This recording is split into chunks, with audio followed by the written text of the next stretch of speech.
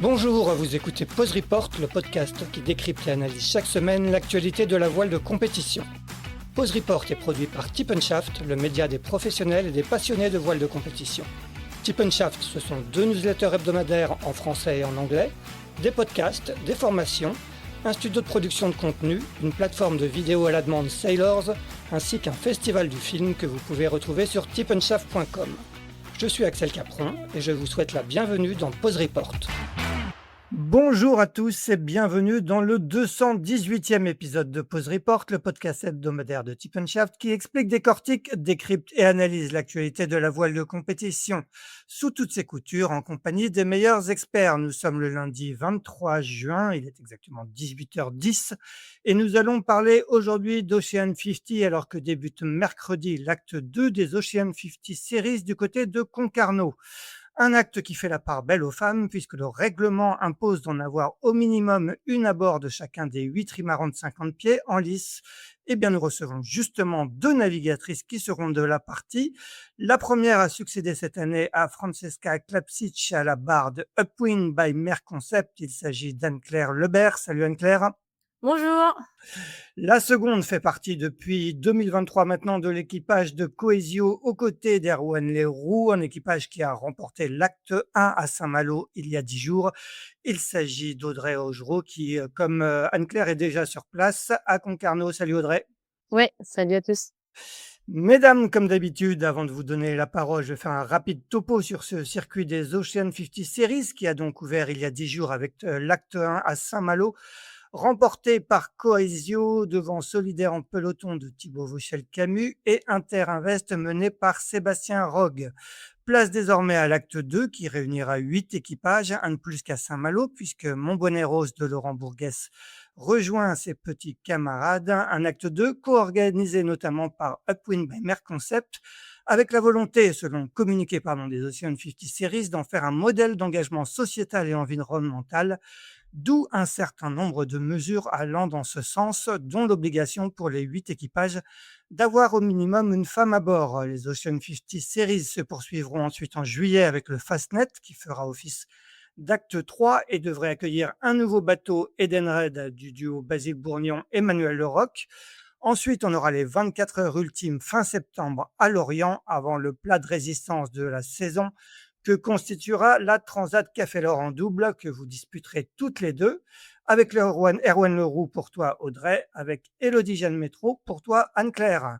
En 2026 vous attend un autre gros challenge, cette fois en solitaire, la Route du Rhum destination Guadeloupe. Et vous serez d'ailleurs les 2 premières femmes à y participer en Ocean 50. On va bien évidemment parler de tout ça pendant cet épisode. Voilà donc pour cette présentation. Avant de rentrer peut-être dans le vif du sujet de cet acte 2 à Concarneau et de la suite de la saison en Ocean 50, faisons peut-être un petit retour en arrière si vous le voulez bien. Pouvez-vous nous rappeler à nos auditeurs et auditrices comment vous avez été amenés à intégrer cette classe des Ocean 50? On va commencer par toi, Audrey. Je crois que c'était en 2023. Je crois que même si tu avais même débuté tes premières navigations en 2002. Est-ce que tu peux nous raconter?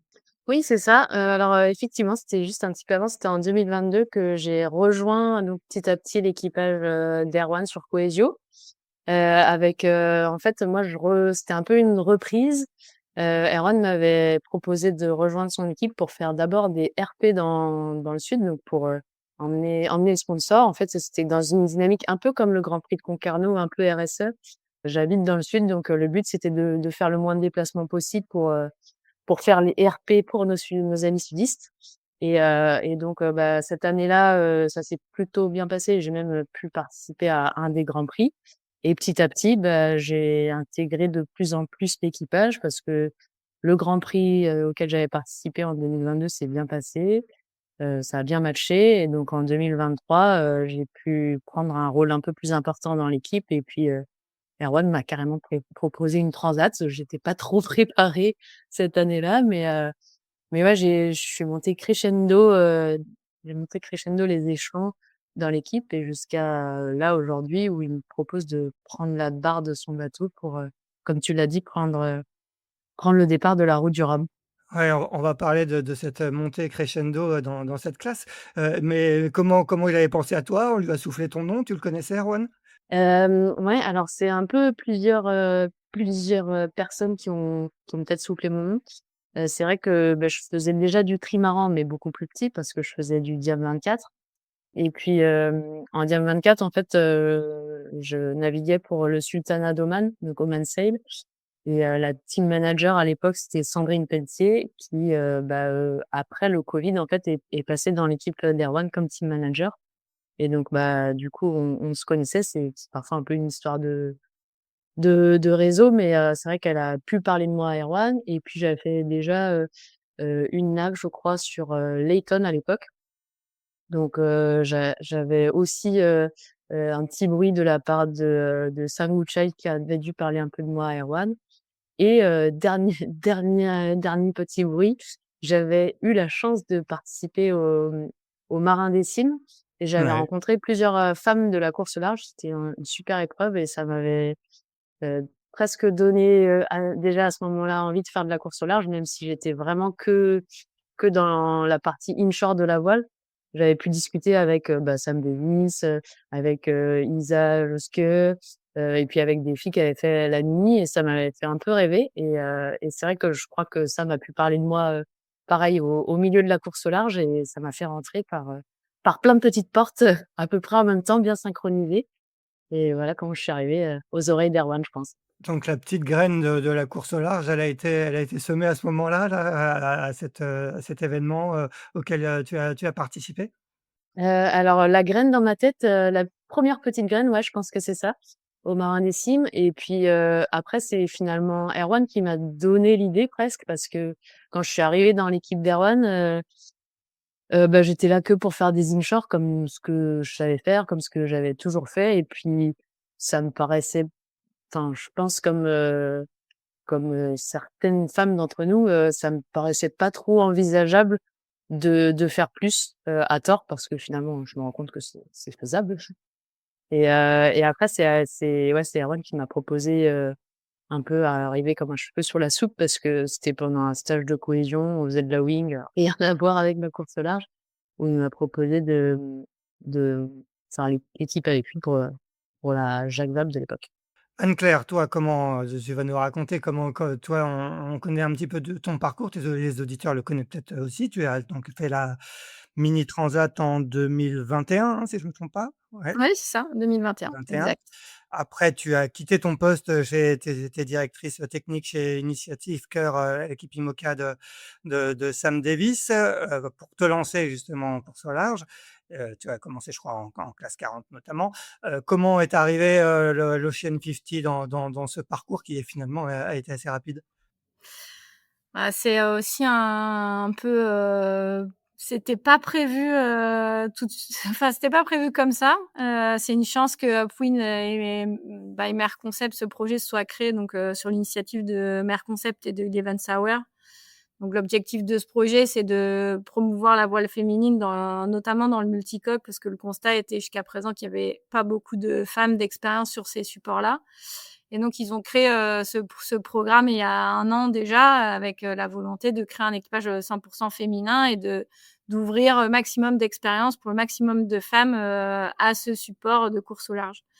Donc j'ai postulé, à la sélection où il y a eu quand même 120 candidatures de tous les pays du monde et j'ai eu la chance d'être retenue sur les sélections finales, donc on s'est retrouvés à 15 filles, chez Mer Concept, dans l'écurie de François Gabard, pour, faire ces sélections et à l'issue desquelles, j'ai été, gardée donc dans l'équipage.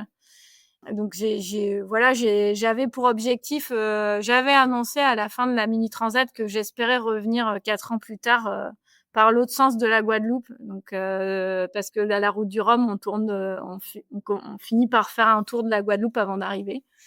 Et voilà, j'ai essayé de monter un projet classe 40 et cette opportunité s'est offert à moi. Donc j'ai sauté, les 2 pieds en avant, là-dedans et je me suis retrouvée dans ce magnifique projet, qui au final, allie beaucoup de choses que j'aime beaucoup, que ce soit la transmission, mais aussi voilà, l'engagement pour aider, les femmes à naviguer plus, que ce soit aussi, à terre comme en mer. Donc voilà, je m'y retrouve très bien et de fil en aiguille, voilà, j'ai pris aussi la barre du projet, depuis cette année parce que Francesca Clapiche, part sur un projet Vendée Globe et voilà, donc voilà comment je suis arrivée là. Comme Audrey, tu es issue de la filière, olympique, hein. Audrey, tu as fait du NACRA 17, toi, Anne-Claire, du 4-7. À l'époque où tu faisais du 4-7, est-ce que la course au large, c'était un univers qui te paraissait lointain? Est-ce que c'était dans un coin de la tête ou pas du tout? Ah non, c'était complètement inenvisageable. J'étais un peu comme Audrey à l'époque, il y a 20 ans, bah, moi j'ai fait de l'olympisme jusqu'en 2012. On a d'ailleurs, navigué l'une contre l'autre, avec Audrey à la toute fin en 2012-13 en petit kata de sport et non, j'imaginais pas du tout faire de la course au large parce que ça me semblait un monde, complètement inaccessible pour une femme déjà à l'époque, parce qu'il y avait quand même peu de femmes qui faisaient carrière. On avait peu de place sur les bateaux en course au large parce que, fallait faire, 90 kilogrammes et que de toute façon, moi, avec mes 50, j'intéressais absolument personne. Donc, je m'étais un peu résignée après la et puis j'avais pas trop envie de faire de solo à l'époque, j'avoue. J'ai fait que de l'équipage en petit bateau et j'aimais vraiment ça et j'avais vraiment, aussi, moi, j'étais pas forcément attirée par le solitaire, donc à part le Figaro, je voyais pas trop ce que j'allais faire.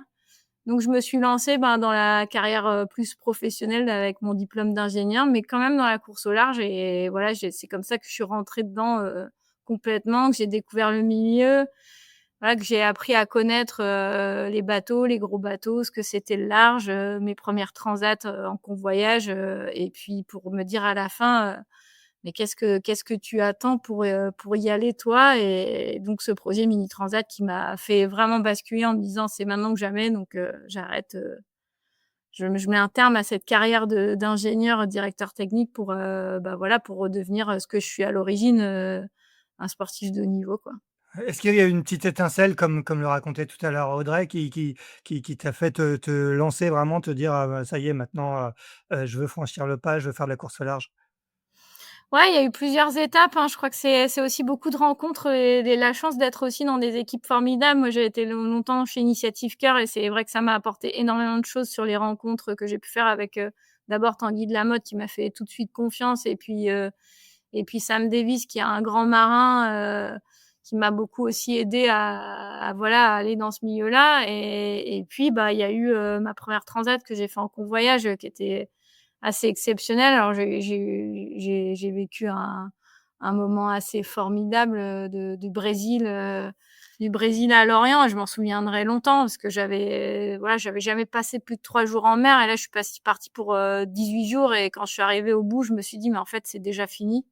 Et là, je me suis dit: «En fait, tu es prête à aller au faire du large» et voilà, petit à petit, ça a cheminé et j'ai cherché un peu et puis c'est vrai que le projet Mini, il s'est rapidement, voilà, un jour après le Covid, j'ai fait: «OK, stop, j'y vais, quoi. Je trouve un bateau, je vais faire ça, je vais faire du solo» parce qu'il y a d'abord le fait de passer en course au large et puis après, il y a le fait de faire du solo. Donc ça, c'est encore une deuxième étape et là, bah, c'est le même combat. On se dit, «Est-ce que je suis capable de faire du solitaire?» et tant qu'on n'est pas allé, on sait pas, quoi. Donc c'était la grande découverte et ça m'a beaucoup plu. Il a fallu un moment prendre quelque part des risques, sauter dans le vide quand tu décides de quitter, ton poste de directrice technique qui était comme un poste confortable dans une grosse équipe, tu l'as dit. Il y a eu un petit peu un saut dans l'inconnu, une part de, je sais pas, dans quel état d'esprit tu étais à ce moment-là? Ah bah, c'est sûr, c'est un gros saut dans l'inconnu. Je crois que ouais, j'ai plusieurs fois dans ma vie fait ce genre de revirage, mais j'avais vraiment envie de ça et à un moment donné, on n'a qu'une vie et c'était maintenant ou jamais et j'ai jamais été très angoissée par, voilà, par le futur et en plus, j'avais atteint un poste que j'avais jamais imaginé pouvoir atteindre un jour aussi quand j'ai commencé ma carrière en course au large. Parce que je m'étais dit: «Bon, bah, voilà, je suis ingénieure BE, mais enfin bureau d'études, pardon». Mais et c'est vrai que ces postes de direction technique m'attiraient vraiment fort, quoi et au final, bah, j'ai aussi progressé là-dedans et réussi à convaincre, suffisamment pour, avoir voilà, les rênes, d'une équipe et c'est sûr qu'une fois que j'y suis arrivée, je suis partie, quoi. C'est complètement dingue. Mais c'est pas parce que le poste me plaisait pas ou l'équipe, c'est vraiment parce que j'avais, envie d'aller chercher ça derrière et ouais, bah, j'ai 2 enfants, dont je m'occupe une semaine sur 2. Ça ouais, c'est un peu, ma mère a beaucoup eu peur, plus que moi. Audrey, toi aussi, tu avais un poste, d'ingénieur aussi, je crois, en 2022. Est-ce que toi aussi, tu as fait un petit peu cette sorte, de saut, de peu est-ce que tu l'as considéré comme une prise de risque? Est-ce que tu as eu de l'appréhension? Est-ce que ta mère a eu peur pour toi? Bah, c'est rigolo ce que tu dis parce que justement ce matin, je me suis posé la question de comment ça se fait que j'arrête pas de changer. Moi aussi, j'ai eu un poste d'ingénieur comme Anne-Claire. Bon, pas un poste de directeur technique, mais en tout cas, j'y ai travaillé un peu avec des allers-retours et alors moi, j'ai pas l'impression que ce soit un saut dans le vide parce que, peut-être, j'ai pas d'enfants, j'ai pas de charges, si j'ai plus de travail demain, bon, bah, c'est pas très, très grave. J'ai pas beaucoup à assumer et donc je pense que ça peut faire aussi un peu moins peur. Mais c'est vrai que, heu, du coup, je fonctionne beaucoup aux opportunités et c'est pas un saut dans le vide, c'est plutôt un saut dans, un projet génial, quoi. À chaque fois, ce que je j'arrive à rebasculer dans le milieu de la voile et du coup, pour moi, c'est une super opportunité et puis je vois pas pourquoi je dirais non, quoi. Ouais, bien sûr. Tu 1re fois, tu montes sur un Ocean 50, tu l'as dit en 2022, c'est ou non, tu avais déjà fait une première expérience sur Layton, avec Sam Goodchild, qui avait été d'ailleurs, un des précurseurs dans le fait d'accueillir des femmes à bord, hein, si je me souviens bien. C'est quoi la 1re chose qui marque quand on monte, sur un bateau de cette dimension, déjà un peu plus gros qu'un Accra 17 en tout cas? Bah, c'est sûr que moi, j'ai trouvé c'était un bateau génial, et assez impressionnant sur la première fois. Mais en fait, on s'habitue, je trouve, assez vite. Quand on est habitué au multicoque, ça reste un multicoque, en fait, ça se barre à peu près pareil. Enfin, la première fois que j'ai navigué dessus, j'ai assez rapidement barré. Bon, c'est sûr que les colonnes, c'est impressionnant, faut un peu de bras. Là, je me suis pas sentie. Je pense que, en tout cas, le navigation sur les tonnes, c'est là où je faisais pas l'affaire, quoi. Ils m'ont mis aux colonnes et ils se dire: «Bon, non, laisse tomber, ça marchera pas».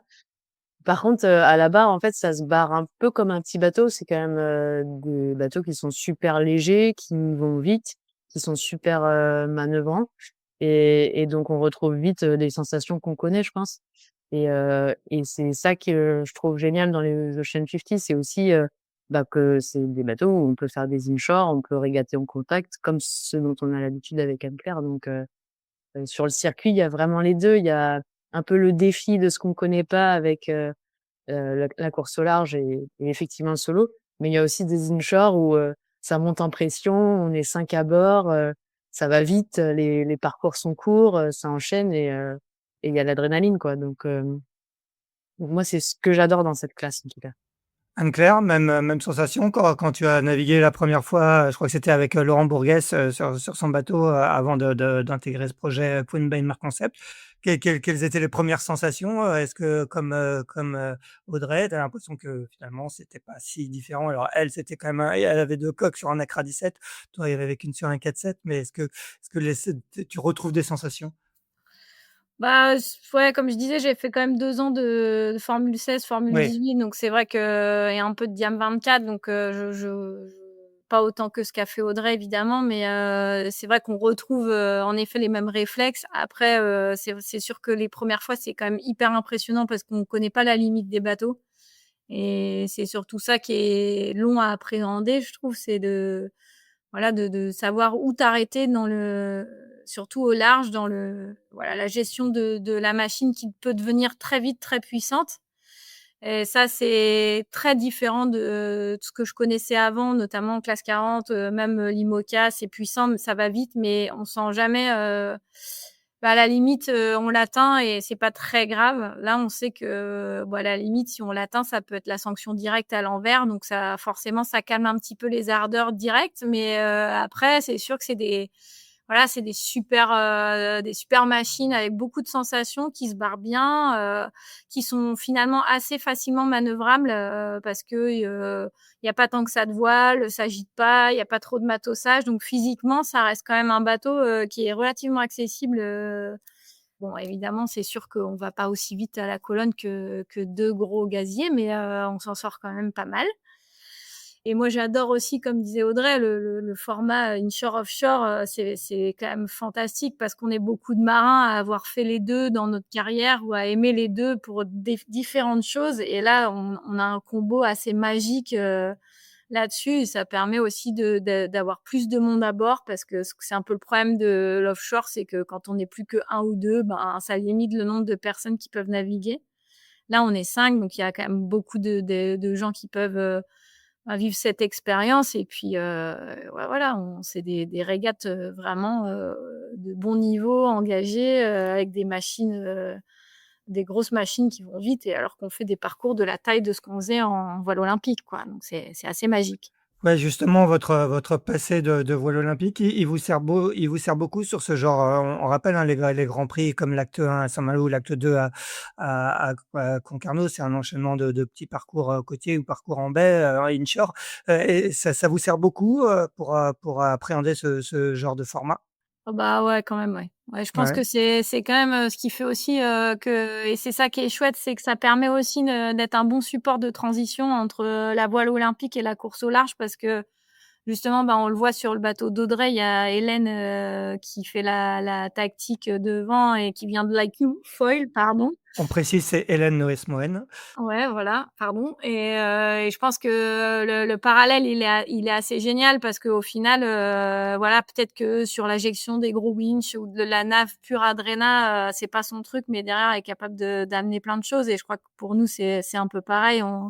Voilà, faut savoir barrer, tourner autour des bouées, faire des belles trajectoires, suivre le vent, faire des choix rapides, respecter les règles de course, tout ça, ça vient du petit bateau, donc c'est hyper chouette, quoi. Je pense que ça apporte quand même, un plus de venir à de la voile olympique, ouais.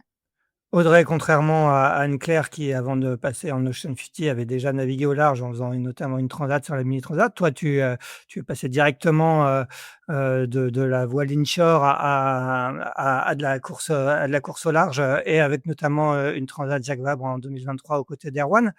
Comment tu as appréhendé un peu cette dimension large? Est-ce que ça a pris du temps, quoi? Raconte-nous un peu l'apprentissage du large. Alors, déjà, l'apprentissage n'est pas du tout terminé. J'ai encore C'est un beaucoup de travail avant de réussir à faire quelque chose. J'ai de la chance parce que quand même, Erwan, c'est quand même un habitué des transats et un habitué du bateau, donc il m'apprend énormément. Mais, c'est vrai que dans le parcours, j'ai un peu l'impression d'avoir brûlé les étapes au début. Je pense que commencer la course au large sur, l'Ocean 50, c'est peut-être pas, le bateau le plus safe ou le plus rassurant. Comme disait Anne-Claire, c'est vrai que ça se retourne quand même assez vite, et puis si ça se retourne, il y a plus de régate, quoi. Donc, je pense qu'être accompagné par Erwan, c'est un gros point positif.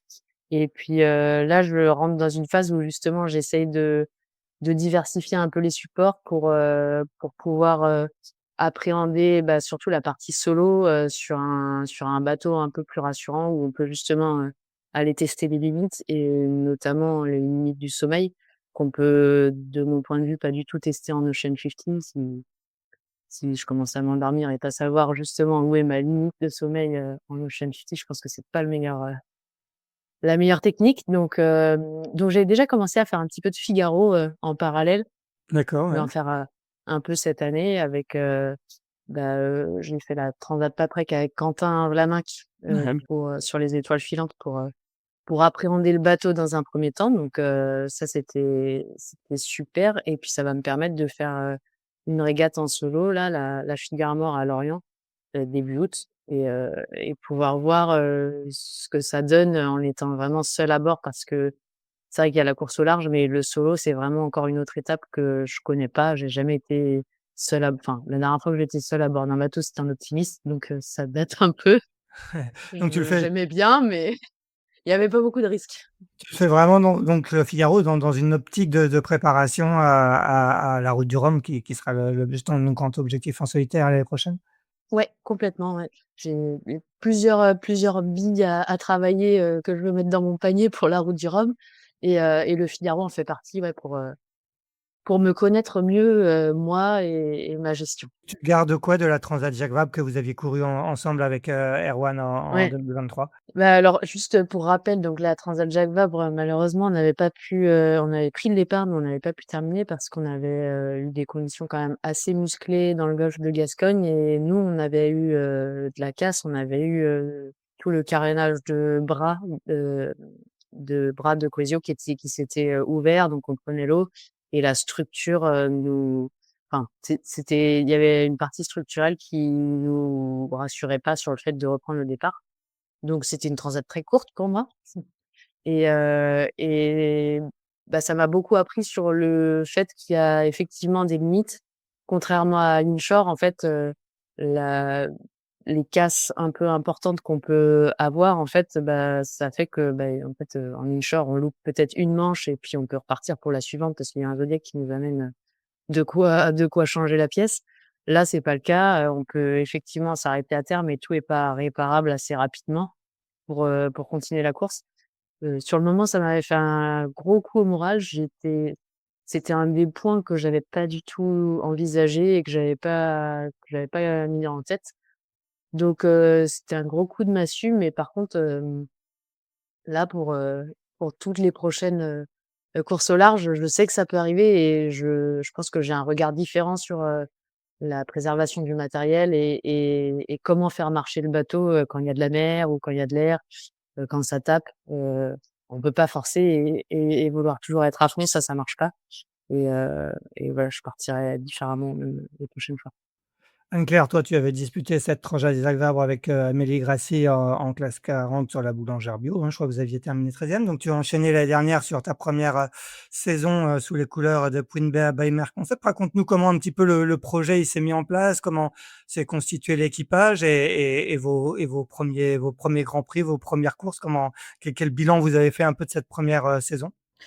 Bah, en fait, ça s'est fait, le projet, il s'est fait, en effet, bah, assez tard dans l'hiver, le temps qu'ils lancent le projet, qu'ils refit le bateau, qu'ils mettent tout en place. Donc on est arrivé, la sélection s'est terminée, mi-avril ou fin avril, donc on a eu très peu de temps l'an dernier pour, voilà, pour se chauffer, s'entraîner et cetera et on est allé direct en Grand Prix, se connaissant pas. Donc c'était Saint-Malo, n'ayant jamais navigué ensemble ou presque, sur un support que moi je connaissais pas, hein. Clairement, j'avais fait le convoyage, on était allé chercher, des polaires à la voile pour les ramener en Europe, enfin en France. Mais bon, c'était plus, voilà, un convoyage que de la régate pure. Et voilà, toute l'année, c'était un peu l'année zéro, quoi, parce qu'on a tourné aussi, parce que c'est le but du jeu, c'est de faire naviguer le maximum de filles. Et on a ensuite pris le départ de la route des Terre-Neuve avec Elodie et Francesca. Donc, en fait, dans la sélection, initialement, il y avait quand même 2 types de profils. Donc un profil plus senior, à expérience comme moi et Elodie qui avions déjà fait, de la course au large et qui étions capables de rapidement être opérationnels sur, l'Ocean 50 avec Francesca pour, assurer, les grosses courses au large. Et une équipe un peu plus, jeune à former avec moins d'expérience qui était plus axée sur les grands prix. Donc on s'est organisé comme ça et puis donc à la fin de l'année, on a fait en double avec Elodie la Med Max parce que Francesca était sur un autre programme. Et donc ça nous a fait une année bien chargée. Donc moi en plus j'ai fait la Québec-Saint-Malo au milieu en classe 40 avec Amélie parce qu'on était déjà engagés avant le projet pour finir notre aventure de la boulangère bio. Donc j'ai fait 3 transats en 1 mois et demi. Ouais. Bon, c'était un peu beaucoup, mais c'était sympa. Et donc voilà, on a fini l'année en se disant, «Oh là là, c'était frustré, pas assez d'entraînement».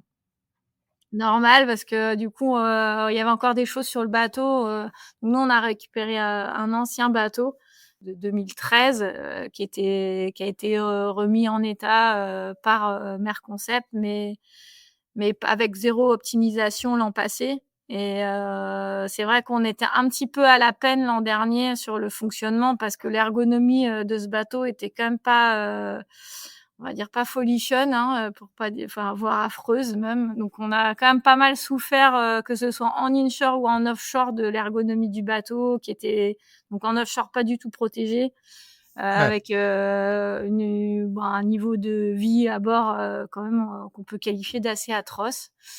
Et en inshore, voilà, peu de fonctionnalités, parce qu'on avait que 3 winches au lieu de 4 sur beaucoup de bateaux, une colonne au lieu de 2, beaucoup de dragage. Donc ça rendait toutes les manœuvres assez difficiles. Et donc la première année, on a aussi pu changer que la moitié des voiles existantes. Donc on avait une partie des voiles qui était quand même pas en bon état.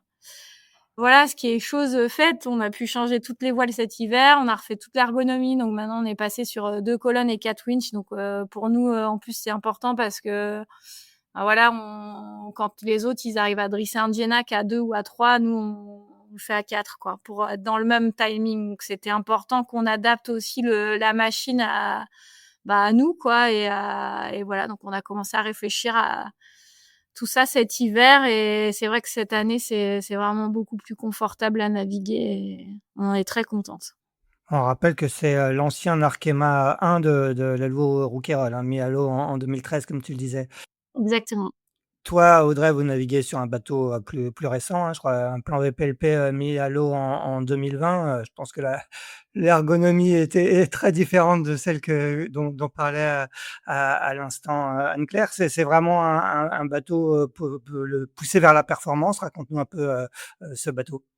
Oui, c'est sûr. Bah, effectivement, nous, on a 2 colonnes et 4 winches, et il est assez bien optimisé, plutôt léger. Enfin, les voiles, après, c'est des choses qu'il faut renouveler. Bon, nous, on a des règles de classe qui imposent de pas les renouveler trop souvent, et c'est très bien parce que ça fait beaucoup, d'argent et beaucoup de matière.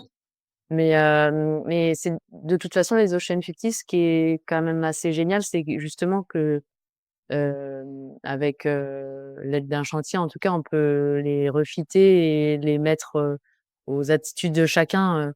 Là, avec un équipage, 100 féminin, c'est sûr qu'adapté, pour la force physique de chaque, membre de l'équipage, c'est sûr que c'est idéal et c'est faisable. Nous, on a, bah, aussi, cette réflexion, surtout pour, la Transat Café L'Or et la Route du Rhum, et enfin, en étant un équipage mixte, et c'est vrai que je trouve que ces bateaux permettent de pouvoir, être aussi forts en tout cas que les garçons, sur les mêmes postes ou presque, et réussir à basculer les compétences, et les forces de chacun, d'un côté ou d'un autre, quoi.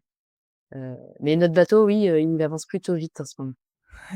Anne-Claire, parlait tout à l'heure de rythme très chargé l'année dernière avec, plusieurs transats, en peu de temps. Toi, tu as aussi un programme bien chargé l'année dernière parce qu'on fait une petite parenthèse, en Ocean 50, mais tu as participé à la toute première Women's America's Cup sous les couleurs d'Orient Express, Racing Team. Raconte-nous un peu cette expérience. Là, pour le coup, c'est un univers encore, très différent. Oui, c'est sûr, c'est très différent en termes en tout terme, ça donc, on est d'accord que c'est l'inshore, c'est par contre une grosse équipe derrière.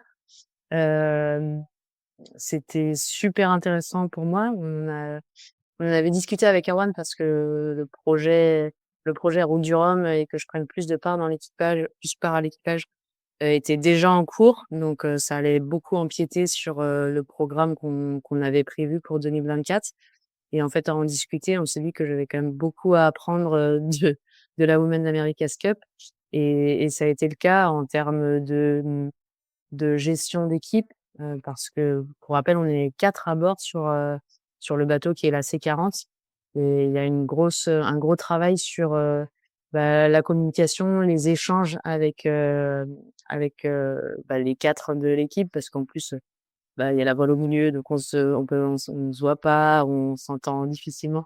Donc il y a toutes ces méthodes, de communication, gestion de la flotte, donc vraiment plutôt sur l'inshore, mais qui m'ont enfin, que j'ai beaucoup appris. J'ai beaucoup appris aussi des filles avec qui j'ai navigué, donc avec Manon Audunet, Aloïse Retornaz et Pauline Courtois. On venait, plus ou moins d'environnements similaires, mais à des périodes différentes, et je pense qu'on a beaucoup appris chacune, les unes des autres. Et puis, sur un deuxième volet, il y avait toute la partie matérielle qui était, matériel et analyse de la perf, que je mets un petit peu ensemble, mais qui était, super intéressante à un niveau, tellement poussé. Forcément, j'utilise pas tout là dans le projet de Coesio, mais mais il y a plein de choses que j'essaye d'apporter à l'équipe, en tout cas, et ça, c'est plutôt pas mal. Et est-ce que le projet va continuer? Tu gardes, des liens avec l'équipe ou, comment ça se passe? Est-ce qu'il va y avoir une suite? Alors je garde, un peu de lien avec l'équipe. Par contre, là, mon objectif, c'est vraiment la route du Rhum, et le but, c'est quand même pas de trop se disperser. Je me suis Ouais. déjà bien dispersée l'année dernière, et là, les 2, enfin, cette année, du coup, et l'année prochaine, ça va être 100 Ocean 50, course au large, pour être, prête, ou du moins, au maximum prête pour la route du Rhum. Donc non, ça va être entre parenthèses pour moi, la coupe.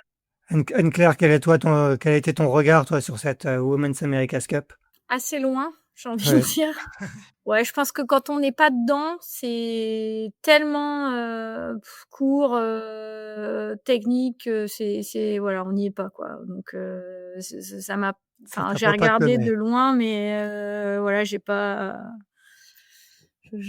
trop d'avis sur la question. J'ai beaucoup partagé avec les gens qui y sont allés. J'ai l'impression que c'est beaucoup, beaucoup, beaucoup d'argent pour pas beaucoup d'heures de navigation. Donc, ouais, j'ai l'impression que c'est pas très rentable pour sportivement. Mais bon, a priori, c'est quand même une super belle compétition, et c'est chouette déjà qu'il y ait eu des femmes sur cette épreuve, et ça c'est vraiment chouette, quoi. Et bon, je pense qu'en France, on était bien représentés.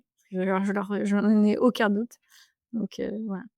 revenons à nos Ocean 50 Series et donc cette, saison qui s'est ouverte, il y a 10 jours maintenant à Saint-Malo avec, la victoire de Coesio, comme je le dis tout à l'heure. Anne-Claire, quel bilan toi tu tires de cette première et est-ce que vous repartez avec un équipage différent cette année? Alors, ouais, nous, on termine 6e avec ex de points avec le 5e, et c'est vrai qu'on était enfin, on est ressortis de là, hyper contentes de notre prestation, parce que c'est vrai qu'après un hiver de travail, on savait pas trop. La première épreuve, c'est toujours un peu la jauge pour savoir où on en est, et voilà, on a fait des très belles choses, qu'on faisait pas l'an dernier. Donc du coup, on a quand même franchi un vrai step, cet hiver, et du coup, voilà, on était contents, un peu frustrés de se retrouver à égalité de points avec le 5e et de rester à la 6e place. Donc on espère bien à Concarneau, faire au moins une place de mieux. Et là, on a le même équipage que l'an passé, enfin la même base, donc on est 7 dans le projet. Donc là, on a fait un équipage avec 5 des filles. Là, il y a les 2 autres qui vont entrer à Concarneau. Donc l'idée, c'est vraiment que chacune cette année, malheureusement, on n'a que 2 grands prix en équipage. Donc l'idée, c'est vraiment de partager le temps à bord pour que chacun vive l'expérience. Donc là, on change de 2 défis sur les 5. Donc voilà, on se réorganise, en fonction. Tu as donc, pris la succession de Francesca, en tant que skippeuse du bateau. Comment ça s'est passé, comment elle te l'a annoncé? C'était prévu comme ça l'année dernière ou ça s'est fait au fil de l'eau naturellement? Raconte-nous. Bah, quand la sélection a eu lieu, on savait que c'était pas Francesca qui ferait la route du Rhum. Ça avait été annoncé dès le départ, parce qu'elle avait déjà le projet, de faire, du l'IMOCA. Donc on savait pas trop comment ça allait se passer, et puis après, je pense que ça s'est fait, voilà, de fil en aiguille, finalement, j'ai convenu au profil qu'ils recherchaient, et voilà, ils m'ont proposé de prendre la barre, et c'était ce que j'étais venue chercher. Donc évidemment, je l'ai sauté dans l'opportunité, comme dirait Audrey, d'y aller. Tu peux juste nous citer les noms de tes équipières au sein de Queen by Mar Concept? Bah oui, il y a Francesca Clapchich, comme tu disais, qui est, devenue, notre ambassadrice, enfin qui restera notre ambassadrice, et Élodie, Métro, qui est suisse, avec qui je vais faire donc la Transat Café L'Or. Il y a, Sarah Stone, qui est aussi, américaine, qui navigue beaucoup en IRC 44 et en TP 52. On a Tiffaine Ragnaud, qui est la 2e française de l'équipe, qui fait du Figaro aussi en parallèle. Lisa Farthofer, donc Lisa, elle est autrichienne, et elle a fait pas mal de petits katas, et elle a traversé, l'Antarctique à la rame. Donc c'est un profil assez puissant, donc ça, c'est bien.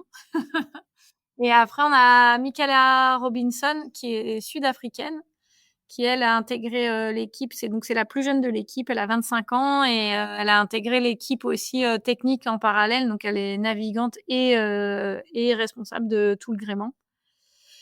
Je crois que j'ai oublié personne. Non, je crois que tu as bien fait le tour. Voilà. Ça parle anglais à bord? Eh oui. Bon, Ouais, ça a été aussi un gros gap pour moi quand je suis arrivée. Le premier acte à Saint-Malo l'an dernier, je me suis retrouvée donc à la tactique sur des bateaux que je connaissais pas, qui allaient très vite et tout ça en anglais. C'était pas très simple, mais bon, du coup maintenant c'est vrai que voilà, c'est devenu c'est normal. Tout le monde, enfin nous on parle que anglais à bord, sauf cas extrême où on a des choses rapides à se dire entre francophones et on switch en français, mais c'est pas le plus courant. et à bord de Coesio, j'imagine que là, ça parle français pour le coup. Tu peux nous présenter, ton équipage, Audrey? Oui, nous, oui, on parle français, quelques mots d'espagnol de temps en temps, mais globalement, c'est plutôt français. Donc on a Erwan Leroux, qui est le skipper du bateau et qui, est au piano à bord, au piano et à la nave, donc sur Adrena pour, en général les cailloux et parfois les limes. On a Hélène Westman qui vient de rejoindre l'équipe, depuis l'Acta Saint-Malo et qui fait, numéro 1 donc à l'extérieur et qui m'aide à la tactique, et qui qui a trouvé complètement ses marques sur le bateau et c'est vrai qu'on le disait tout à l'heure, super agréable d'avoir, quelqu'un qui est au taquet, très rapidement et qui arrive à trouver les sensations du bateau et les positionnements, super rapidement. Donc Ouais, parce qu'on top. rappelle qu'elle est issue de la planche, olympique, hein, elle a Oui, écuffé récemment, ouais. qui est quand même un support assez différent, mais qui va Ouais, vite aussi. ouais. On a, au réglage, de voile d'avant, on a, 2 personnes qui se remplacent entre Saint-Malo et Concarneau. On a eu, sur Saint-Malo, Pablo, Santour Santour des je sais plus quoi. bien Del connu, Arco, Mon espagnol est pas très bon. Santour del Arco, bien connu de la Santour de classe. Del Arco. L'homme avec qui il faut naviguer pour gagner en classe 40. Ouais, c'est ça. Heu, l'équipier au plus long palmarès de l'histoire. Ouais. Non, il est top et bah, Pablo, il naviguait déjà avec nous, l'année dernière et l'année d'avant, il me semble. Donc il connaît quand même assez bien le bateau et il a les voiles, bien en tête, donc ça marche super bien et qui le remplace là cette semaine, c'est Devan Le Bihan. Pareil, qui a déjà navigué avec nous, plusieurs saisons et qui a l'habitude de ce type de bateau et pour finir, alors je passe par Piane, numéro 1 et bah, Maxime, bien sûr. On a Maxime Guyon qu'on a, donc Maxime Guyon qui a pas fait tant que ça de voile, mais il a quand même fait la coupe de l'Américain en AC75 en tant que cycliste. Donc c'est lui qui donnait l'énergie, à l'AC75 français et donc là, il est au poste de grinder donc il a un peu réduit, le vélo et il s'est mis à forcer sur les bras. Bon, Il mouline. il avait déjà de quoi faire parce que il est champion du monde de CrossFit, il y a quelques années donc ça envoie bien. On a 2 colonnes et des des bonnes machines qui les font tourner. Quel bilan? J'imagine qu'il est bon, mais que vous avez tiré de l'acte 1 à Saint-Malo avec, une victoire pour attaquer la saison? Eh bien, on est super content évidemment, on est super content du résultat, mais au-delà de ça, on est super content avec, bah, quand même deux petits nouveaux dans l'équipe, de réussir à avoir, bah, fait aussi bien et que ça a été aussi fluide pendant les manches. Je pense que ça a beaucoup joué, mais on s'est, pas mal, on s'est entraîné quelques jours avant l'entraînement, bah, notamment avec, l'équipage de Queen et puis on avait pu faire l'Arm Race aussi, quelques semaines avant et ça nous a bien aidé pour roder l'équipage et que chacun prenne ses marques. Bah, notamment Maxime et Hélène, Maxime qui n'était jamais monté à bord de ce genre de bateau, qui avait, bah, jamais fait de la colonne tout simplement donc il y a pas mal de choses à apprendre et le fait de s'entraîner, ça aide quand même pas mal. C'est clair, ouais. Passons à cet acte 2, donc qui est co-organisé par, Print by Mer Concept, donc et à Concarneau, donc vous jouez un peu, à domicile, Anne-Claire. Il y a, comme je le disais en préambule, il y a une femme à bord, imposée dans chaque bateau. Est-ce que ça veut dire qu'il faut encore, en passer par de l'obligation pour faire, venir, pour faire naviguer les femmes en Ocean 50? Vous avez 2 projets qui sont assez pionniers en la matière, hein. Alors toi, Anne-Claire, vous avez un équipage 100% féminin. Toi, Audrey, Erwan t'a assez vite donné des responsabilités et avec un projet de transmission de la barre du bateau en vue de la route du Rhum. Mais est-ce que, Anne-Claire, tu estimes qu'il faut encore imposer pour permettre aux femmes d'avoir accès à ce type de bateau, à ce type de circuit? Ouais, je pense qu'on est encore pas au vent de la bouée, sur ce sujet et que voilà, il faut continuer à mettre l'accent.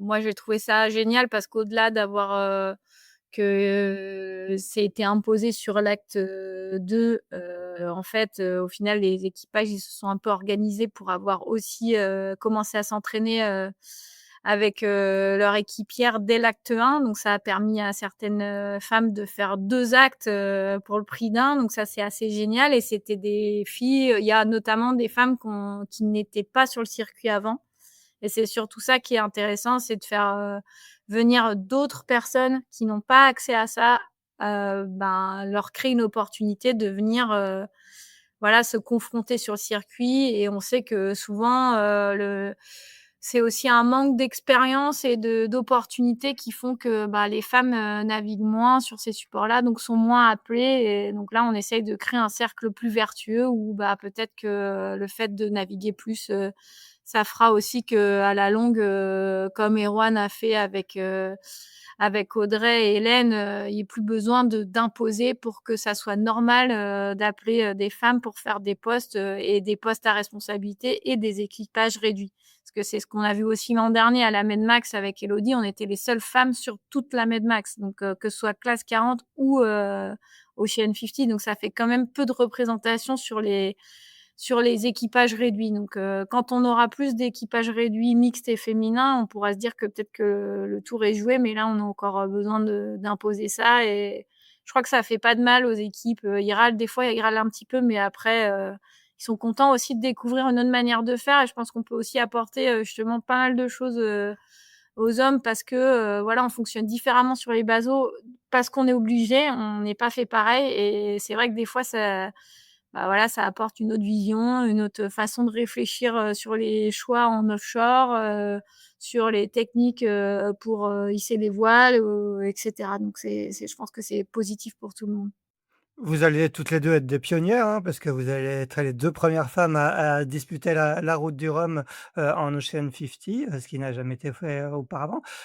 Audrey, est-ce que quelque part vous vous sentez investie d'une mission, d'une responsabilité? Est-ce que comment tu vois ça?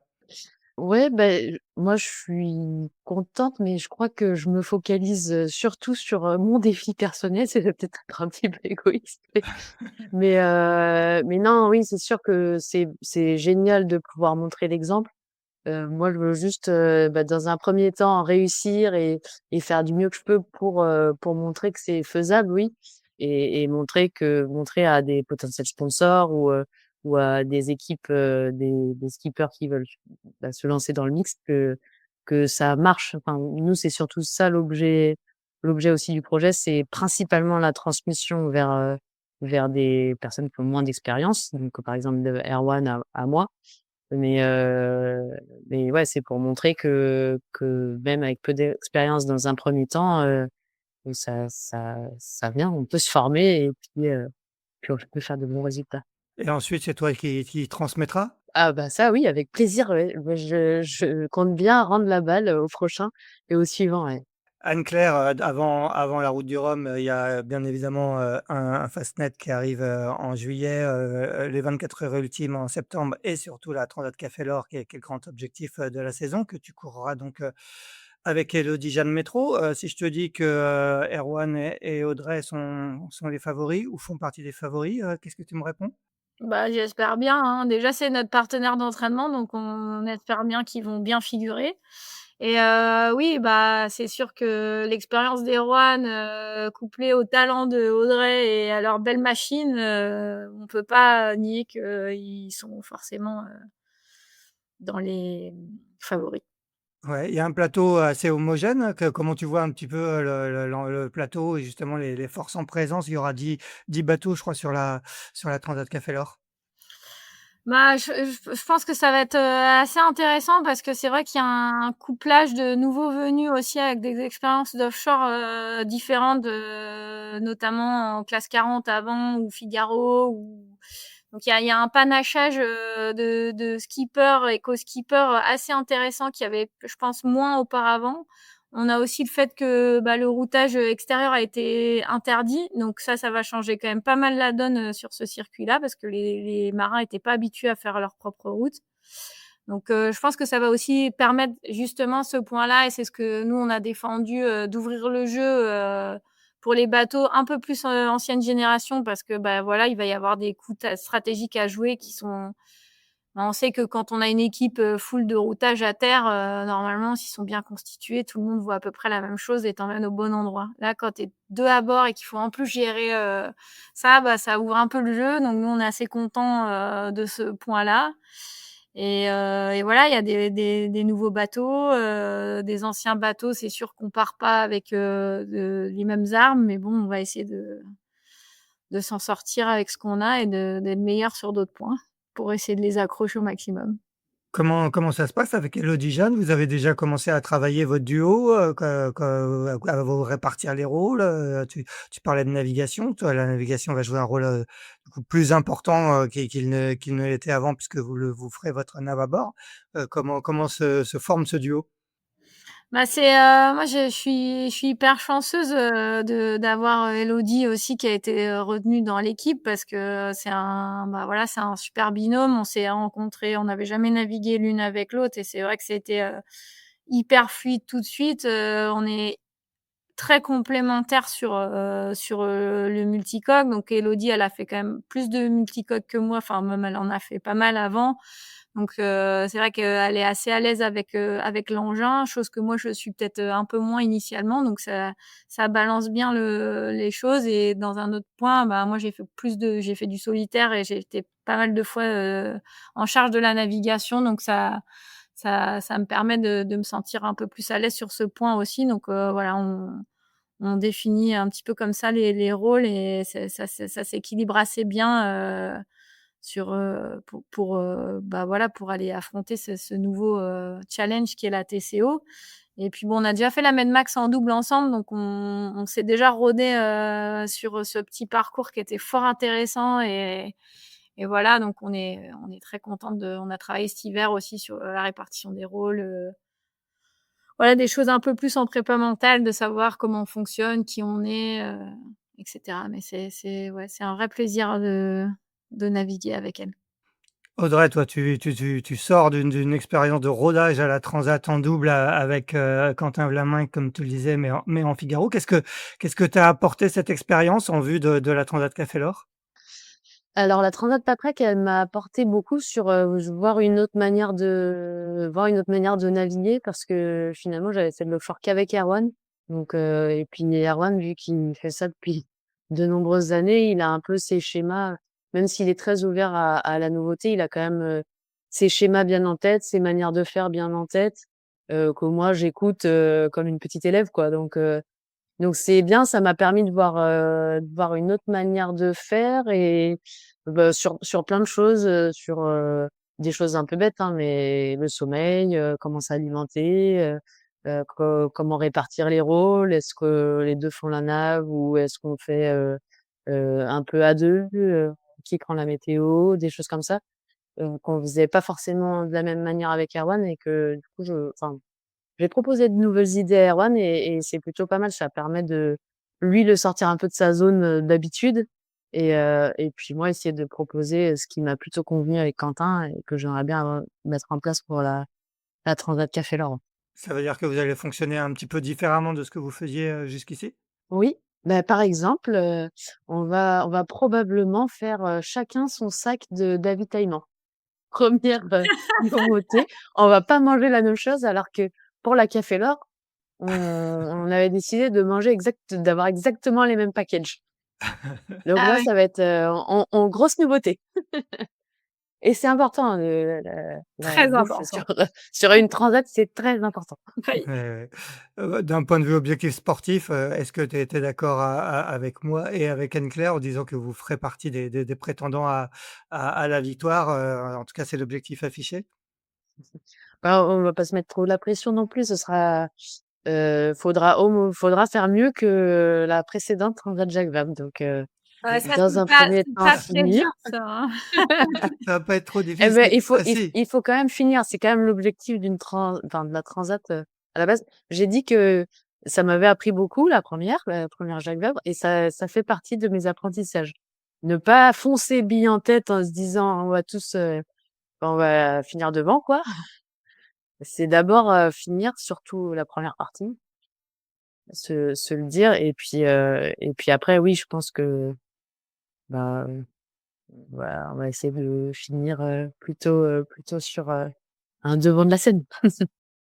pour la suite, 2026, ça sera tout pour le solitaire? Moi, j'imagine qu'il y aura encore des Ocean 50 Series avec sans doute des actes. Je crois que le programme n'a pas encore été annoncé, mais il y a une grosse préparation en solitaire, en Ocean 50, pour, toi Audrey, comme pour toi Anne-Claire. On va commencer avec toi Audrey. Moi, oui, bah, effectivement, on n'a pas encore le programme, des actes, et des épreuves qu'on aura. Mais moi, je vais essayer de faire un maximum, d'entraînement en solo, tout ce qui peut être, les convoyages. Une fois que j'aurai fait, ma course en Figaro, la Filière Nord, je pourrais partir un peu plus sereinement seule ou au moins en faire du faux solo sur un maximum de navigation qu'on peut faire. Bien sûr, après l'année est pas extensible. On a des journées avec notre sponsor à faire. On a des journées où on est obligé d'être avec d'autres gens quand même. On peut pas être tout le temps en mode solo ou faux solo à bord. Essayer de le faire au maximum de ce que le programme permet. Et toi Anne-Claire, il y aura une préparation spécifique, en solitaire sur Point by Mar Concept? Bah oui, forcément, ça se prépare, hein, le solo, moi, ça fait un petit moment que j'en ai pas fait aussi, bah, cette année, on va vraiment se focaliser sur la transat en double parce qu'on a besoin de connaître aussi le bateau et finalement la préparation au rhum, elle commence par déjà maîtriser parfaitement sa machine et ça c'est une chance d'être en double pour ça, savoir exactement où sont les limites et ouais, voilà, augmenter son niveau d'expérience, tranquillement, à 2 et après on passera sur l'année prochaine sur, voilà, une partie solo assez importante, dès que c'est possible aussi avec des contraintes qu'on a, de Grand Prix et de tout le reste. Mais voilà, pour moi, c'est pas prévu de solo avant le retour de la Jaguar de la TCO, pardon. Et quand tu te projettes dans 1 an et demi, au départ de la route du Rhum, est-ce que c'est un défi qui fait peur? Quelle image, tu te vient à l'esprit quand tu penses au défi route du Rhum, en solitaire sur un Ocean 50? Bah, déjà, je me dis que c'est une méga super chance d'être là. Donc, ouais, c'est un défi que je trouve chouette de pouvoir relever. Je pense que le jour où on va passer le sas à Saint-Malo et qu'on sera tous en train de regarder la météo des premières 48 heures, je pense qu'on fera pas les malins, mais voilà, après une fois que c'est parti, c'est parti. Moi, je trouve que ces bateaux, ils sont juste, incroyables, et ça, c'est vraiment, voilà, j'aurais jamais imaginé avoir accès à ça et ça, c'est vraiment une chance. Après, c'est sûr que la préparation en solo, il y a peu de temps, en fait et enfin, c'est un peu le revers de la médaille du circuit, c'est que finalement, on fait peu de courses en équipage réduit et en solo et voilà, il va falloir, mettre les bouchées doubles la dernière année pour